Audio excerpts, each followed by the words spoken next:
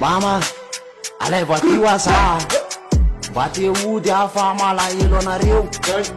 Mila anareo afa tena mijaly be mihitsy ataonao mivadiko tsinitsinina tsy haiko maninona anazy. Tak zay atsana anambady raha tany an-trano aza zao mba ninambary de vadiko isan'andro mivazavaza raha mba tsy mampiriakafo ny ady tsy mihinambary. Sahony tsy maintsy manasa vilia fa raha mba tsy manasa vilia de ataony matory amitsy. Tena mijaly be mihitsy ny fiainako raha tsy mitondra vola de tiany mivadiko atolo-tany. Ataonao mivadiko ronanana kely ny loka tena mijaly tsy mba misy ena mihitsy nefa mivadiko isan'andro mivoaka. De amin'ny arivo izy mitondra olona de lasainy fa hoe tena namany kay raha filako de la zanako miantso azy tady asa tiana ny zanako be izy satria lasa mpanome gote.